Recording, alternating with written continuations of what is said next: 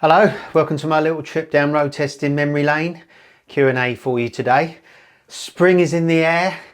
There's a lot of motorbikes out on the road at the moment. The weather's improving, which is really nice. Nice feeling to get your bike out again. But don't go too mad. You've had all winter to get excited about riding your bike again, but just take it easy for the first few goes on it. Yeah, I went to a track day the other day as well, instructing Ben, did some one-on-one instruction, and it was pretty cold. There was a lot of cold tyre crashes there. Fortunately not with Ben, because he had the right tyres on for the job, sports touring tyres. On a cold track day isn't actually a bad idea, and that's what he did. And had a really good day. So, without any further ado, let's get cracking with some questions, and quite a contentious one, as you probably saw on the thumbnail. So this is from Joe K81981. My question from ages ago was, when will we give Chinese bikes the benefit of the doubt?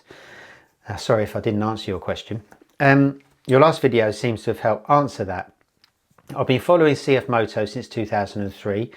Google the CF Moto V5, it's hilarious.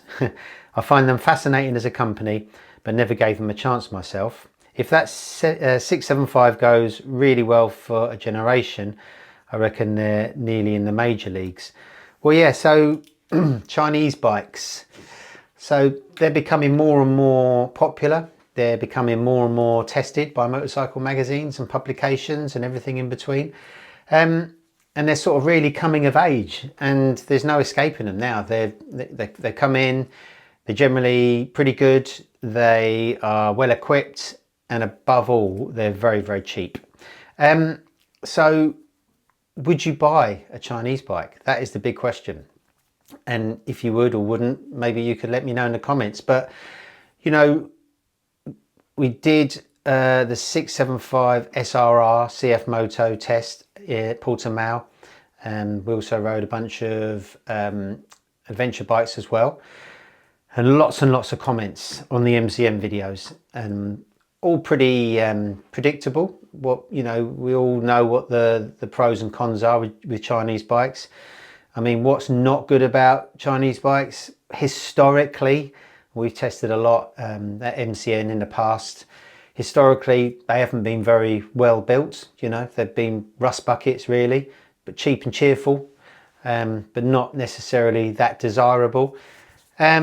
A lot of people comment and cite ethical reasons why they wouldn't buy Chinese, and I can understand that as well. And some people say they'd want to boycott buying Chinese bikes. But obviously there's a little hurdle to jump over if you're going to do that, because a lot of the products in our life are Chinese, you know, from the phones people comment on, to the clothes we wear, to the components in some of our premium bikes and mainstream bikes, are all Chinese as well. So, you know, it's a little bit difficult to separate that out, isn't it? In terms of what's good with Chinese bikes, if you just look at, you know, when we test motorcycles, we just test the bike. You know, we go into it completely open-minded, and, you know, we've got the bike in front of us there. We prod around it as best we can to see if it's good quality. Obviously, with new bike tests, you can't really test the durability of them, but that's the good thing about MCN's owners' reviews on MCN's website. And actually, if you have a look at CF Motos, most people have got nothing but good things to say about them, you know, even after owning them for a long time. I've got experience with Chinese bikes from road tests and myself. There was a time, maybe in 2017, something like that. It was a year before I bought my first T-Max, and at work, a whole other office opened up next to us, and all of a sudden it was really difficult to get from the A1 turn off for our work into work, and it queued all the way up the road. And during the winter of 2016, when my long-termers had gone back, I just used to drive to work, and it just used to take too long. So I bought myself a cheap and cheerful scooter, I actually bought it from Prime Factors, who are my old sponsors when I raced my BMW, and they're a bike dealership as well, and they did Sinis bikes. And I bought this cheap and cheerful second-hand Sinis 125 scooter, and it was brilliant. I mean, for a 125, it wasn't very fast. It only do 55, 60 on the A1. So I was holding up lorries and coaches going uphill, which wasn't that comfortable, but it was bulletproof. Okay, you know, it wasn't the best made bike out there, and the suspension was a bit crashy, and it felt quite cheap and plasticky, but I really loved it. I used it for almost a whole year before I got my T-Max. Used to zip to the shops to it on it in the summer. You know, I even started to respray parts of it to make it all look pristine. I kind of got a bond with it. I can't believe it. And ended up giving it to my mate, and he got it serviced from a local scooter dealership near him, who ripped him off, and it's never worked since, unfortunately. Also had some good experience with Zontis bikes, whether they'd be 125s or A2 licensed style bikes, sports bikes, touring bikes, naked bikes. They're imported by the same people that bring in Fantic, who are down near Howlett Zoo in Canterbury. And again, you know, they're not the most luxurious things, but you get a lot of equipment for your money, and the 125s look absolutely fantastic. There's been, you know, the adventure bikes. We test lots of adventure bikes at work. I can't really get excited about any of them, to be honest, and I don't normally get involved with the adventure bike tests because I don't really do a lot of off-road, so it kind of precludes me from those tests anyway. But I hear lots of good things from the new generation of Cove Chinese bikes, Vogue Chinese bikes, and CF Motos. You know, I've almost not tried to engage with the Chinese bikes. I'm probably a little bit like everybody else and not really throw myself into what they are and what makes there are, what models, etc. And, you know I walk past people's desks at work and they've got a picture of a Chinese bike up because they're working on a feature, and I haven't got a clue what it is. But I think personally, as a road tester, I need to take more notice of Chinese bikes because they're definitely here, and I think they are probably changing the kind of the face of motorcycling in a way. I mean, you know, the new generation Hondas GB350S is very, very cheap. The CB1000s, Hornet, SP, and the standard one's very cheap. Could that be because they're being undercut so heavily by Chinese bikes? Maybe. And the 675 SRR I rode at Portimao was really good, really good. I mean, it had some problems. As I've said in my test, you can go and look at that online and look at the video. It had quite a harsh rev limiter. The pegs were scraped quite easily. What else was there? Not a lot. A lot of people, I described it as a super sport bike, and a lot of people just looked at the power figure and said, no, that's equivalent to a Daytona 660 or a R7 or 660 or whatever. And that's true power wise, but when you ride that bike, it feels like a super sport bike. It feels like it's got more in common with the CBR 600RR or a ZX6R or one of those kind of bikes, or a Daytona 675, an MVF3's 675, not because of the outright power. I mean, it's got, you know, 80 odd horsepower. That's because it's Euro 5. The non-Euro 5 versions make 95. I'm sure if you put a full system and tweaked it a bit, you get over 100 horsepower, and then you get back towards what a normal super sport bike would be. But the chassis on it just feels like a very compact, agile, composed, fun chassis. And if you ride that bike on the road, we haven't ridden it on the road yet, and you're herring down the road, not being able to use all 87 horsepower that it's got anyway, because you can't use all that on the road, the same as you can't use CBR's horsepower to the full on the road, you're going to feel like you're on a super sport bike. And you know, it feels well built. It's got a really nice dash. It's got loads of equipment on it. It's got fully adjustable suspension, and I was pretty impressed with it, to be honest. So I'm not really saying that you should go and buy a Chinese bike. You shouldn't buy a Chinese bike.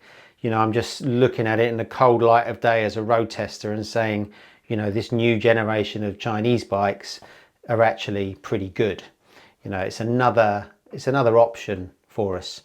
And you know, these things have got, the CF Moto has 4 years warranty, a year's roadside assistance, and you can keep bumping it up by a year if you get your bike serviced regularly at CF Moto dealer for 8 years.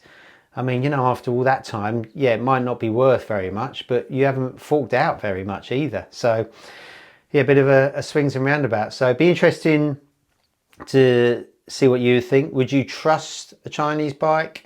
Would you be worried about the durability of a Chinese bike? Would you worry about the image? And that's another interesting thing. You know, riders of our age, we know the history of our motorcycles. You know, we've got affinities with certain brands, you know, whether you're a Honda person or a Kawasaki or a Ducati or whatever. You know, you bought into that lifestyle, you like those bikes. You know, before I was a road tester, I had my favorites. I don't anymore at all. They're just bikes to me now.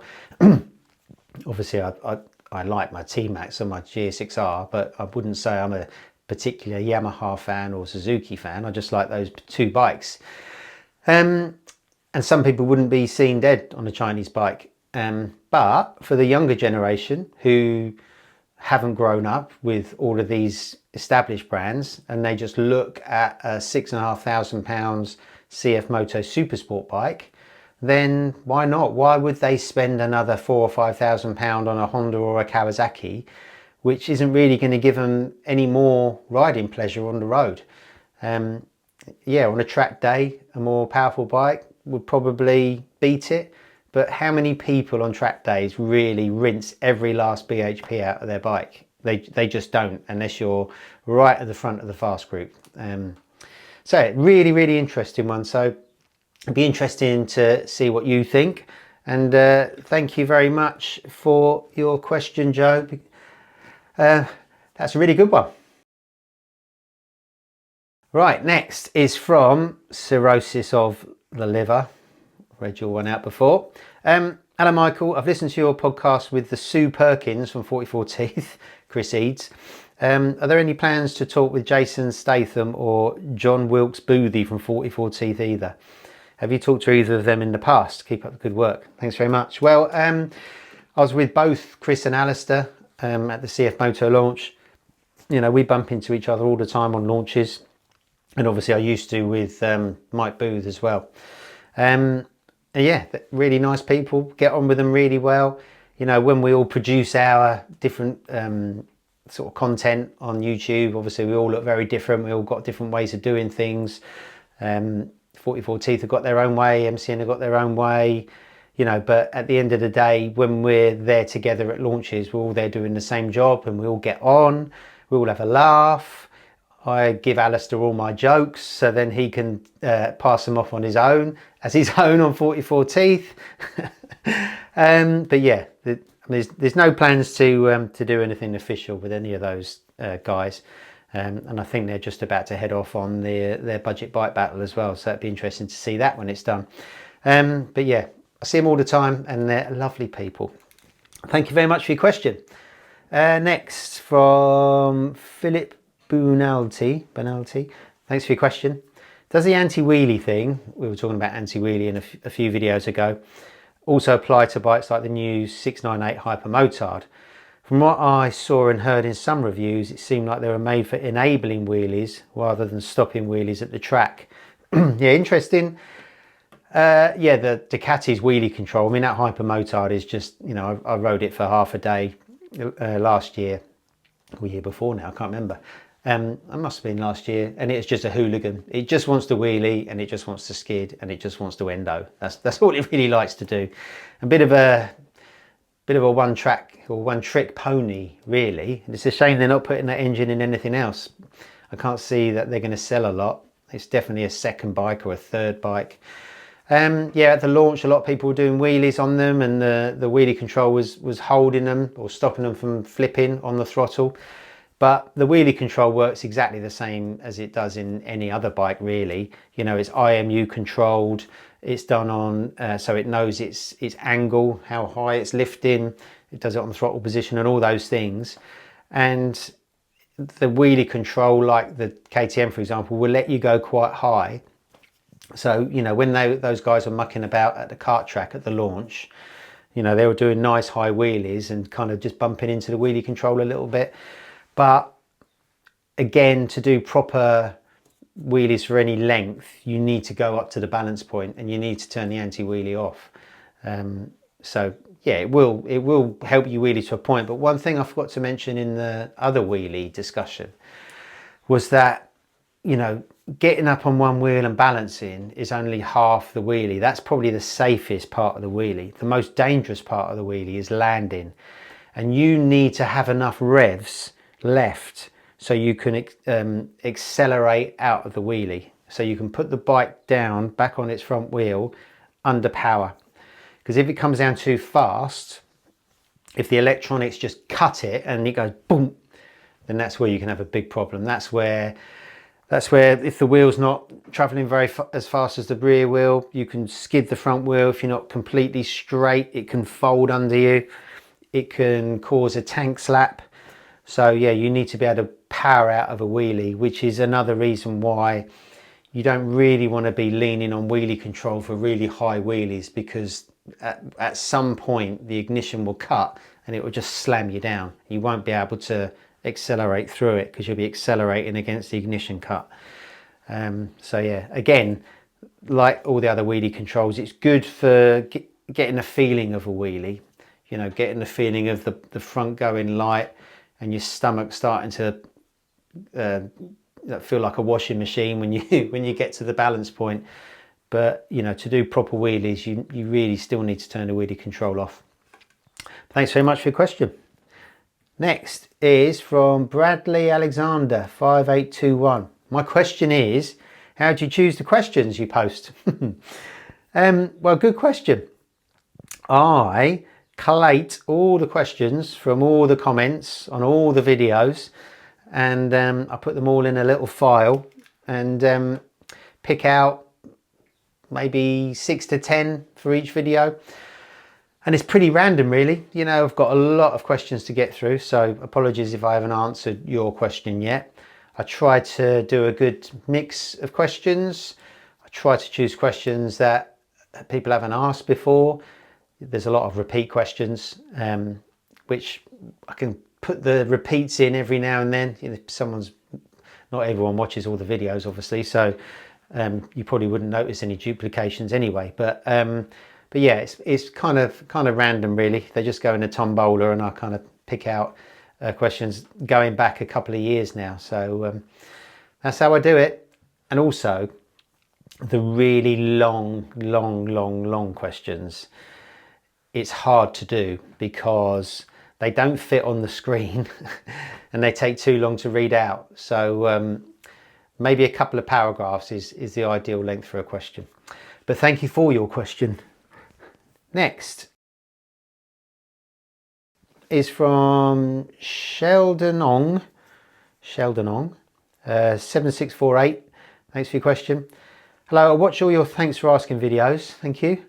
My question is, we know sports bikes are dying, but how comes 90% of the questions in your videos are sports riding related?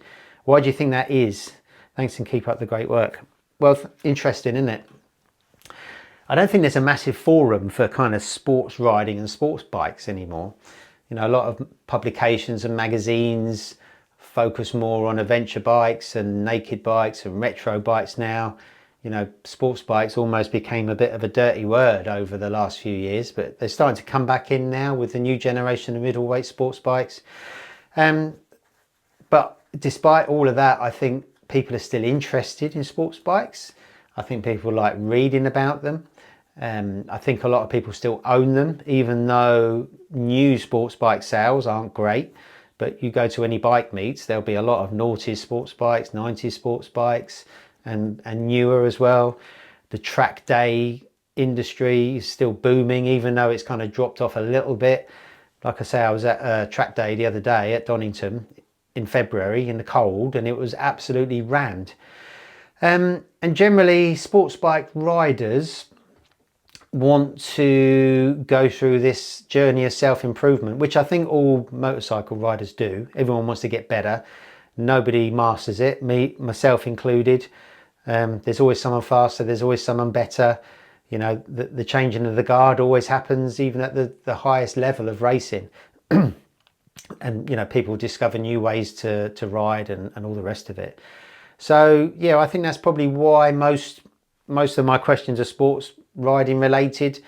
I suppose people would associate me with sports bikes, as that's kind of been the core of my road testing career. Really, when I started in 2002, it was all sports bikes really for the first 10 odd years, and I've raced all that time. I've mainly had sports bikes, but now moved on to kind of super nakeds and the odd adventure bike. So yeah, so I think that's why it is sports bike related. You know, there's not a lot of, I don't know, not a lot of love for sports bikes out there like there used to be from a lot of motorcycle publications or even YouTube channels or podcasts. You know, sometimes I get the impression, I used to get the impression, and I can see why, that when some journalists had finished with their sports bike kind of interest, they almost take their toys away and don't really want anyone else to talk about them.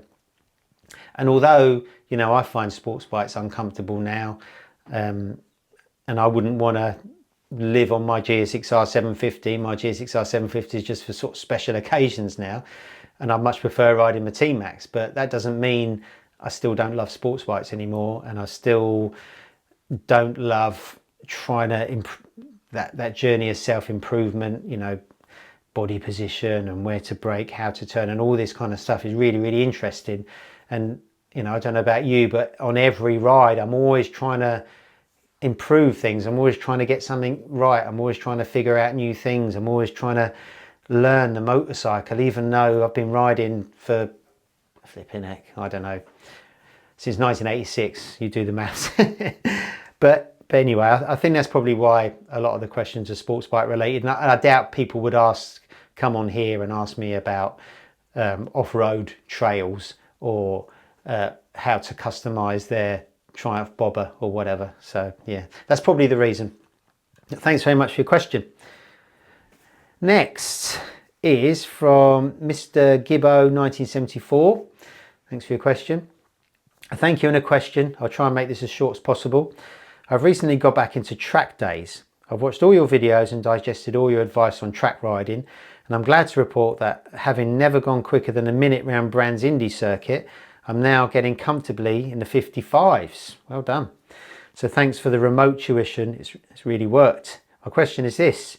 I'm on a Gen 3 S1000RR on Rosso SPs and standard electronic suspension, which is perfectly set up for my weight.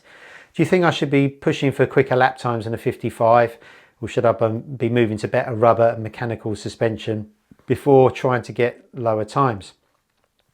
The bike is starting to move around a lot.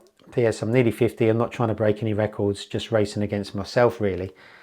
Well, thanks for your question. Well, I'd say 55 seconds around Brands Hatch on a road bike, on road tyres, with road suspension, isn't hanging around. I think Brands Hatch is one of these strange places that, you know, because it's only basically got 5 corners, Paddock, Druids, Graham Hill, Surtees and Clearways, it's hard to improve your times. You know, you can, you know, they say 1/10 of a second around Brands is equivalent to a second anywhere else. So, you know, once you're in the sort of the 55, 54 bracket, it becomes quite hard to reduce your lap times. So it depends what you want really. You know, if you're fixated with lap times, if you want to go quicker, there are ways of going faster. If you just want to have fun, well, 55s that's probably got you in the fast group, I would imagine. But there's a lot of ways you can go faster. I mean, number one is track training. You know, that will give you seconds and seconds without a doubt. Tyres will help. When you say Rosso SPs, I'm not sure what you mean there, because you've got the Diablo Rosso 4s, which is a sports tyre. You've got Rosso Corsa 4s, which is a track day stroke road tyre. And then you've got Super Corsa SPs, which are the track day tyre. And after that, you've got Super Corsa race compounds, SC1, 2 and 3. So assuming you're kind of got either the road tyre or semi-road track tyre, put in Super Corsa SPs on, will give you more lap time. I mean, you know, when we've done sports tyre comparison tests in the past, even within the same genre of tyre, you can have one tyre which is 3 or 4 seconds faster than the other tyre. So, you know, tyres are a big thing, and putting those track day tyres on will give you more time if you haven't already got those at the moment. The suspension on your bike is pretty good. You know, if you were then wanting to chase the last few tenths, then you'd put a race shock on the rear, you'd put cartridge kit in the forks, you'd get the springs set up for you, you get the bike set up for you, but then you've kind of spoiled what's great about electronic suspension, is that you can kind of just turn it on for the track, turn it into a road bike when you go home, make it nice and soft. You've got that kind of flexibility of many bikes in one. As soon as you start putting race suspension on, then you kind of spoil your bike as a road bike. But suspension would really help. And then after that, the brakes on that bike are really good. Gearing would help you. You know, on road gearing, it's not going to be buzzing through the gears down the straights. It's not quite going to have the acceleration. And then, you know, then you start spending more and more money for smaller gains. So, you know, I think if you're doing 55 round brands, I think it's really good. Perhaps the next easiest fix is tyres, but then suspension, you're looking at thousands. And yeah, maybe track training after that would be a good thing to do. And then I would say you'd probably be close to the 51s, 52s on it, or maybe the 50s or the 49s, who knows. But I would say just have fun, and then have a bike that you can ride, enjoy on the road as well. But yeah, it all depends on what you want out of your track day experience, really. But yeah, let me know how you get on. Thank you very much. Next is from Alex T3274. Hi Michael, not just a question, just a comment. It'd be nice if you could show some pictures of the bike or anything else you're talking about, just like you show the questions on the screen, like this one. The same for your newer videos, because some of us don't know some of the older bikes, for example. If it's too much trouble, just continue as it is. Really enjoying these videos and the focused community of viewers supporting it. Thank you very much. Yeah, we've got a nice little community going, actually. It's quite cool. Something I was never expecting, really. So thank you very much for everybody who comments and talks to each other in the comments. It's really nice. And as Bruce Forsyth would always say, you're so much better than last week's audience. Everybody on here is nice, so I really appreciate that. I could put pictures of the bikes and everything else I'm talking about and put more production into these videos, but it would add a lot of extra time to making them. And the good thing about these is that I can just do them quite quickly and just sort of answer people's questions. Maybe one day I'd have the time to do it, but right now I think you're just going to have to put up with my ugly mug and my monotone voice. But yeah, one day you'll just have to do a bit of research when I'm talking about any given bike. Just get on the old Googles and have a look about what I'm talking about. But yeah, it would be nice to sort of demonstrate everything I'm talking about with pictures and video and stuff like that. But unfortunately, there isn't the time right now. But thank you very much for watching anyway. Next is from Marko Butkovic 5414. Hi N, what great videos, keep them coming, thank you. Comments on Nürburgring, seems like a good idea not to mix cars with bikes, but too bad there are no bike sessions. Yeah, why don't the Nürburgring just do tourist drives for bikes? Anyway, question. I'm sure a lot of people want to know how you find so much time to read and answer all those questions, still have a private life. Thanks for all the effort once again. P.S. Any plans to come to Croatia this summer? Marco. Private life. I think that these Q&As are quite quick and easy to make. That's how I find time. But yeah, it's hard to squeeze everything in. The day job is all consuming, as it has to be. You know, especially during this time of year, launch season, I'm always away. I'm always testing bikes, and yeah, I don't get too much time for myself. So, you know, I enjoy doing these. It's kind of a bit of a release. Any plans to come to Croatia?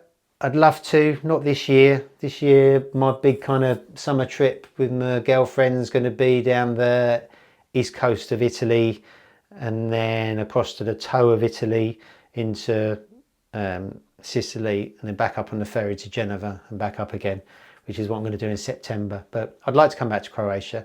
It's just absolutely the stunning country and stunning coastline. So I'll definitely be back. But thanks very much for your question. Migrons, this one's from, thank you very much. The GSX S 750 is never mentioned in all the talk of the GSX-R 750. Are they so different that they don't compare, or is the naked version a bit of a hidden gem that deserves more attention? No, the GSX 750, GSX-S 750 is a good bike, but it's very watered down compared to the GSX-R 750. It's not as powerful. The suspension's not as good quality, so the ride quality isn't as good. And it's just got the typical kind of feeling of and they're starting to change now, especially with the Hornet 1000, that kind of generic, buzzy, inline four, naked, Japanese sports bike feel. You know, they all feel very similar, you know, whether it was the old Z750 and 800. I mean, they're a lot better now with the 900, but that kind of generation of mid-noughties naked inline four Japanese bikes all had a kind of a buzzy, kind of cheap and cheerful feel, really. All well built, but not nice to ride. A bit more utilitarian compared to the GSX-R, which had better suspension, so it's a lot plusher. It had longer, nicer gearing. It had a smoother power delivery. It had better brakes. It just had a better quality feel. But there was nothing wrong with the GSX-S 750. It was built down to a price. You could still have a lot of fun on it.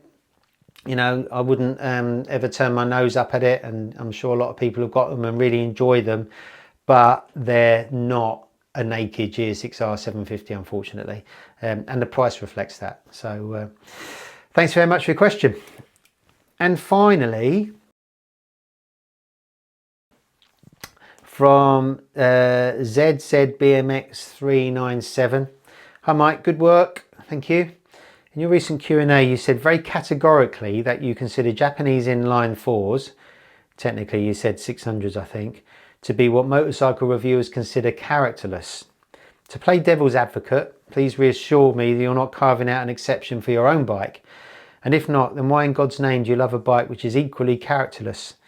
Why, out of interest, do you say inline fours are characterless anyway when they have such great sound and come to life in the way no twin can possibly can at higher revs? I don't get it. Thanks, William. Well, thank you very much. You're trying to catch me out there, aren't you? Well, I stand by what I said. You know, character is in the eye of the beholder, or the ear of the beholder, or in the heart of the beholder. You know, you can't categorically say that one bike's more characterful than the other. I think in general terms, bikes with character are the ones that have got interesting engines at lower speed and lower revs. So you can, you know, on a single cylinder, you can just plod down a little country road or through town, and the bike's got character. It doesn't need to do anything other than make you feel good. Performance is almost secondary. Then you've got, you know, V-twins and V4s and cross planes and inline triples at rasp. All those things have got character. An inline four has got its own character. They're generally, well, they can be quite smooth or they can be quite buzzy in those old school naked 600s or that GSX-S 750 I was talking about. That doesn't feel very characterless. That feels very, I don't know, like a food mixer, really. You know, it's got all the character of one of those. And I'd even put my GSX-R 750 in the same category. You know, riding my GSX-R around the roads or around town at normal speeds it's got zero character. The engine just propels you forward basically. It starts getting more characterful when you open it up. Yes, it growls, but the reason I love it isn't because of its character, it's because of its performance. It's because of its, and the oldest cliche in the book, you know, its perfect blend of power and handling. It's very light, it's very agile. It's got an engine that's is torquier than a 600, but it's got the same kind of screaming appetite for revs. So it's exciting as a 600, but because it's got that little bit extra grunt and because it's light, it's easy to ride. You don't have to scream it all the time to go fast, but it's not as overpowering as a 1000.